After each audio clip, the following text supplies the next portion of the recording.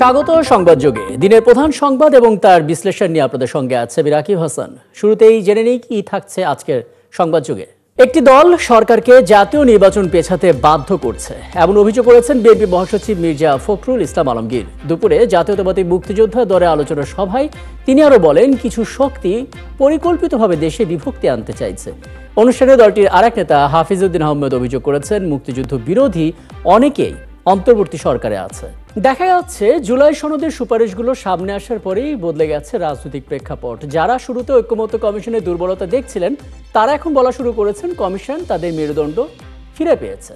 আর যারা জুলাই সনদে স্বাক্ষর করেছিলেন, তাদের অনেকে আবার বলছেন ঐক্যমত্য কমিশন বিশ্বাসঘাতকতা করেছে।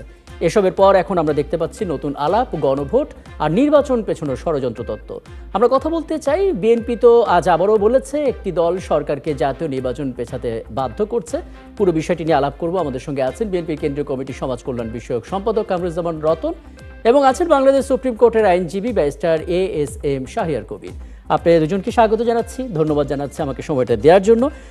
শুরুটা করতে চাই জনাব কামরুজ্জামান রতন, আপনার কাছ থেকে একটু সুনির্দিষ্টভাবে বলবেন, মানে আমরা তো যখন প্রতিবেদন তৈরি করতে যাই, যখন আমরা রাজনৈতিক প্রেক্ষাপটগুলো দেখি, আমরা দেখতে পাই যে প্রায় সব রাজনৈতিক দল ফেব্রুয়ারিতে জাতীয় নির্বাচন এটা মাথায় রেখে প্রস্তুতি নিচ্ছে, নিজেদেরকে গুছিয়ে নিচ্ছে, সেরকম বক্তব্য তারা দিচ্ছে।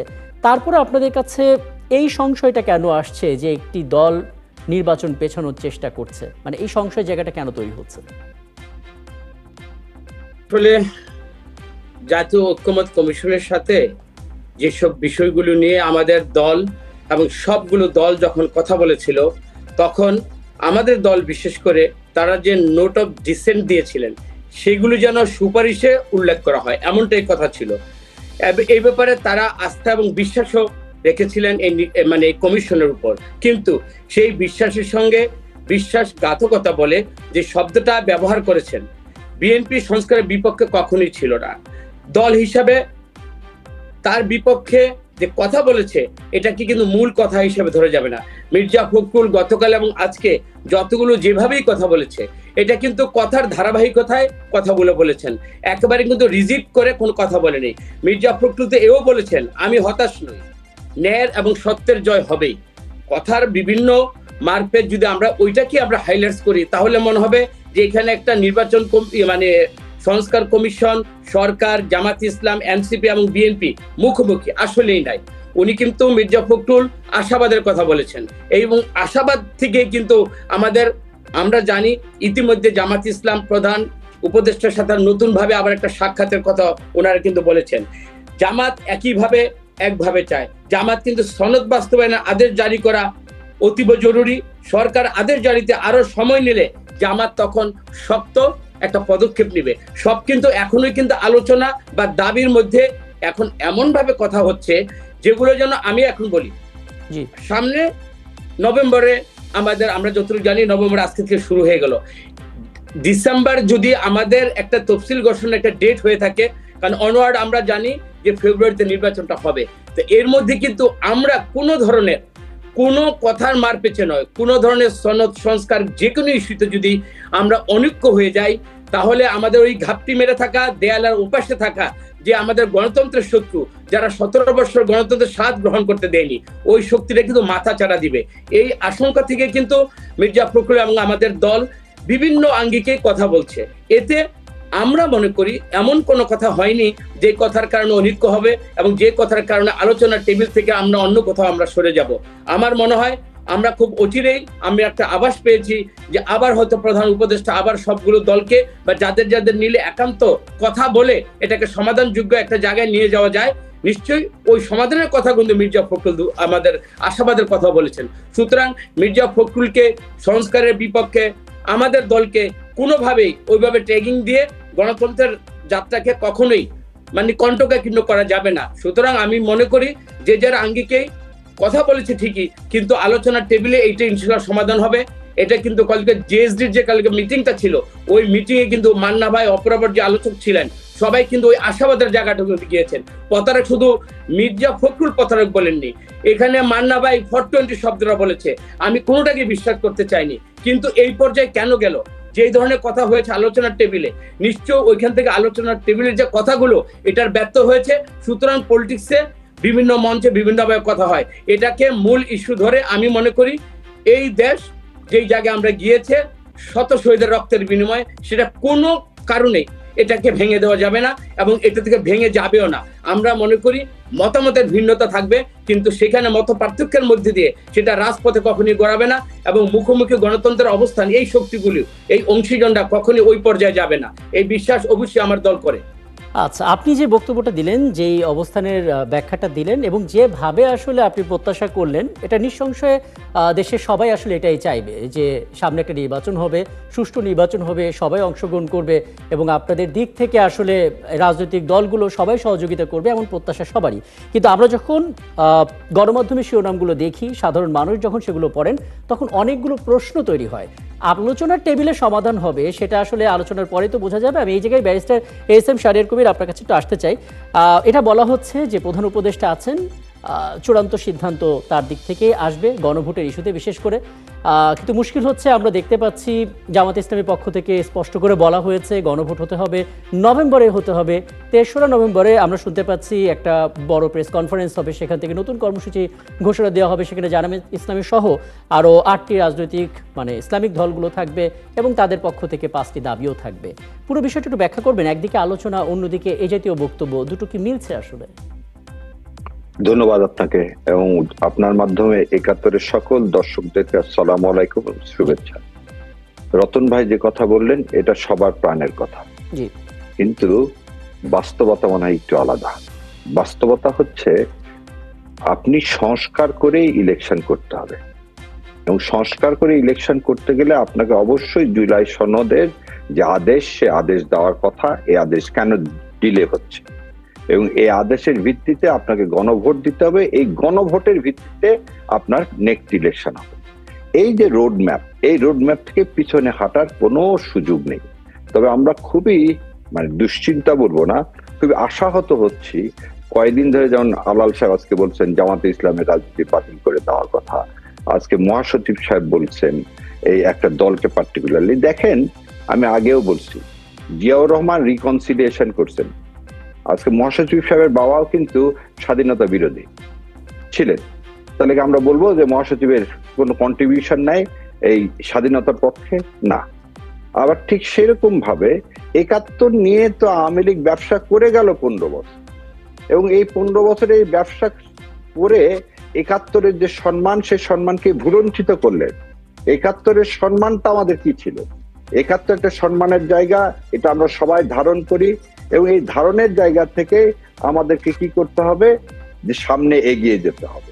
এখন এই যে আমাদের ধারণ, সেই ধারণটাকে যদি আবার আমরা যে কোনো কারণে খালি 71 নিয়ে আসি, তাহলে শহীদ প্রেসিডেন্ট জিয়াউর রহমানের যে রিকনসিলিয়েশনের যে থিওরি ছিল, মুসলিম লীগ এবং বামফ্রন্টের সবাইকে, জাদু মিয়া, শাহ আজিজুল সবাইকে নিয়ে যে বিএনপি গঠন করলো, সেখান থেকে মনে হয় বিএনপি অনেকখানি সরে যাবে। সেই জন্য 71 ইস্যুটাকে বাদ দিয়ে কেমন করে সামনে একটি সুন্দর ইনক্লুসিভ ইলেকশন করা যায় এবং রাষ্ট্র যে আমরা বলতেছি দ্বিতীয় স্বাধীনতা, আমরা তো সবাই বলতেছি ইস্যুটাকে বাদ দিয়ে এই ব্যাপারটা একটু ব্যাখ্যা করবেন। বলতেছি আপনাকে, আমরা প্রথমে 5 তারিখেই নির্ধারণ হয়েছে যে শাসকের পরিবর্তন নয়, আমরা শাসনতন্ত্রের পরিবর্তন চাই। এমন শাসনতন্ত্র চাই যেখানে মনস্টার হাসিনার মতো ভারতীয় আধিপত্যবাদের আর জন্ম হবে না। এখন বলছে এসব বাদ দিয়ে, বলতেছি প্রতিটা মঞ্চেই ইদানিং দেখা যাচ্ছে আবার সেই 71-এর প্রতিধ্বনি শোনা যাচ্ছে।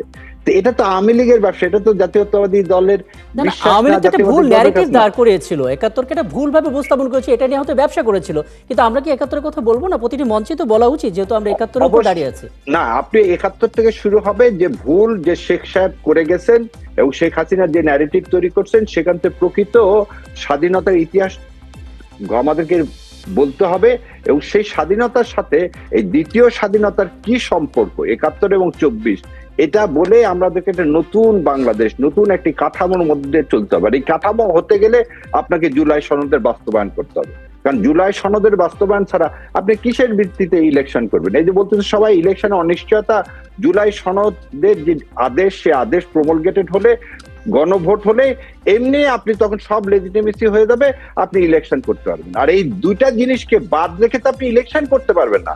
ইলেকশন কার ভিত্তিতে করবেন? আমরা বারবার একটা কথা বলছি, দেশে কনস্টিটিউশন নাই, আমরা একটা অলিখিত কনস্টিটিউশনের দ্বারা আমরা চলতেছি। 72-এর এই উচ্ছিষ্ট কনস্টিটিউশন, যেটা 15 অ্যামেন্ডমেন্টের মাধ্যমে মানে কাটাছাড়া করে একে ওই ফুটনোট বেসড কনস্টিটিউশন করা হয়েছে, সেই কনস্টিটিউশনের উপর ভিত্তি করতে আপনি নির্বাচন করতে পারবেন না। একটা লেজিটিমাইজ নির্বাচন করতে গেলে জুলাই সনদের উপর ভিত্তি করে ব্যাখ্যা করছেন সারা কবি, সেক্ষেত্রে একটু মানে বলবেন আপনি, মানে আমাদের যেহেতু যেই এক্সিস্টেন্ট কনস্টিটিউশন আছে, যে রকম বাস্তবতা আছে, সেরকম বাস্তবতা যদি একটা নির্বাচনের জন্য ফিটনেস না হয়, তাহলে সরকার কেন আসলে বলছে 15 ফেব্রুয়ারির আগে নির্বাচন হবে? মানে সরকার কি তারা বুঝতে পারছে না? হ্যাঁ, সরকার বুঝতে পারতেছে, কারণ আগের যে তিনটা আমাদের রেফারেন্ডাম হয়েছে, সেই 3টা রেফারেন্ডাম আমি বলে দিচ্ছি আপনাকে একদম ডেট সহ। একটা হয়েছে 1 মাসের মধ্যে, একটা হয়েছে 23 দিনের মধ্যে, আর আরেকটা হওয়ার কথা ছিল 28 দিনে, কিন্তু সেটা পিছিয়ে 40 দিনের মধ্যে হয়েছে। তো 1 মাসের মধ্যে রেফারেন্ডাম করা সম্ভব, সেটা আছে। এবং আমার ধারণা, যদি এই সরকার 5 তারিখে রেফারেন্ডামের কথা বলে, কেন জামাত ইসলাম বারবার নভেম্বর বলছে? আপনি ডিসেম্বরের তফসিল না দিলে ফেব্রুয়ারিতে ইলেকশন করবেন কিভাবে? তো রেফারেন্ডাম আপনাকে নভেম্বরে করতে হবে, এর তো কোনো অল্টারনেটিভ নাই। জামাত ইসলাম যে কোনো গো ধরে আছে তা তো না। রেফারেন্ডামের ভিত্তিতে ইলেকশন করতে গেলে আপনাকে রেফারেন্ডাম হতে হবে নভেম্বরে। রেফারেন্ডামের পরেই আপনি কি করতে হবে? আমি আবারও আপনার কাছে আসবো এবং একটা বিষয় অনেকেই জানতে চান, যেহেতু প্রেস সচিব তিনি বলেছেন কোনো শক্তি আসলে 15 ফেব্রুয়ারির আগে এই নির্বাচন বন্ধ করতে পারবে না, এবং দ্বিতীয় বিষয় বলেছেন প্রধান উপদেষ্টা চূড়ান্ত সিদ্ধান্ত নেবেন। আমি নিশ্চয়ই আপনার কাছে আসবো এই বিষয়টি নিয়ে কথা বলতে। জনাব কামরুজ্জামান নতুন, আপনি একটু বলবেন, মানে আপনি জামাত ইসলামের অবস্থানটা দেখেছেন, গণভোটের ক্ষেত্রে তারা তাদের যুক্তিগুলো তুলে ধরছে, কারণ ডিসেম্বরে যদি তফসিল ঘোষণা হয়, ফেব্রুয়ারির কথা মাথায় রেখে নভেম্বরটাই একটা অপশন যদি গণভোট তৈরি করতে হয়, এটা তাদের যুক্তি। আপনি কি বলবেন? এখানে আমার মাননীয় আইনজীবীকে আমি 2টা প্রশ্নে আমি একটু ইন্টারাপ্ট করবো। ইচ্ছা দ্বিতীয় স্বাধীনতা অ্যাকচুয়ালি একটা দেশের ভূখণ্ডের সার্বভৌমের যে আমাদের 71-এর যে আমাদের স্বাধীনতা অর্জন, আমরা অধিকার হারা ছিলাম, একটা ভোটের অধিকার, মানবিক অনেক অধিকার হারা আমরা ছিলাম, সবাই মিলেই আমরা অর্জন করেছি। কিন্তু এটাকে আমি দ্বিতীয় স্বাধীনতা আমি বলতে পারি না।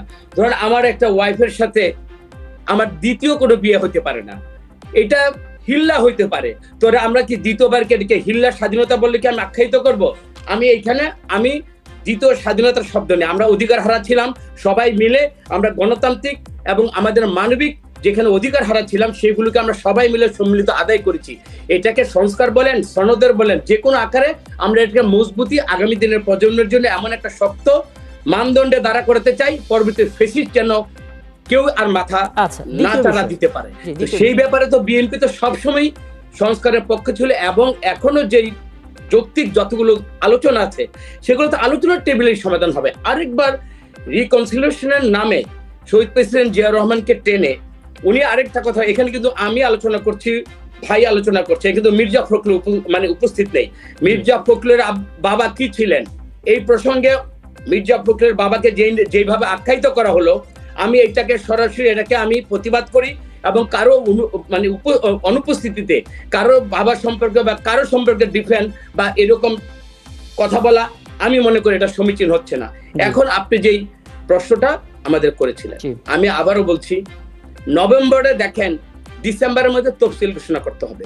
একটা গণভোট মানে কি? সারা বাংলাদেশে একটা ভোটের যে আয়োজন, আপনি নর্মালি এইখানে কিন্তু এই যে আলোচনাগুলো আমি আর এই যে আইনজীবী মহোদয় ওনার সাথে আমি করছি, দেখেন আমাদের কিন্তু যারা এক্সপার্টিস সমাজের সমস্ত শ্রেণীর লোকদেরকে নিয়ে, সেখানে বিচারক, শিক্ষক, আইনজ্ঞ সবাইকে নিয়ে কিন্তু এই কমিশন গঠন হয়, এবং যখন আলোচনা করে নিশ্চয়ই তাদের উপরে আমাদের আলোচনা কখনো স্থান পেতে পারে না। তাদের বিজ্ঞতার কাছে আমাদের এই কথার আলোচনা কিন্তু কখনোই আলোচনায় আসতে পারে না।